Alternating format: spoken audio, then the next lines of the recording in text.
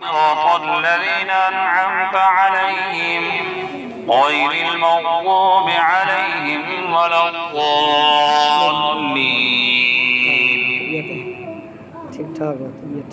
ومن يقنت منكن لله ورسوله وتعمل صالحا نؤتها أجرها مرتين وأعتدنا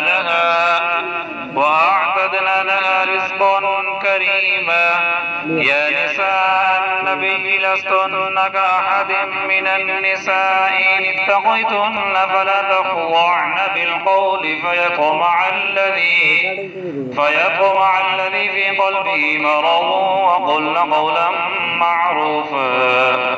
وقرن في بيوتكن ولا تبرجن تبرج الجاهلية الأولى وأقمنا الصلاة وآتينا الزكاة وأطعنا الله ورسوله إنما يريد الله ليذهب عنكم الرجس أهل البيت ويطهركم تطهيرا.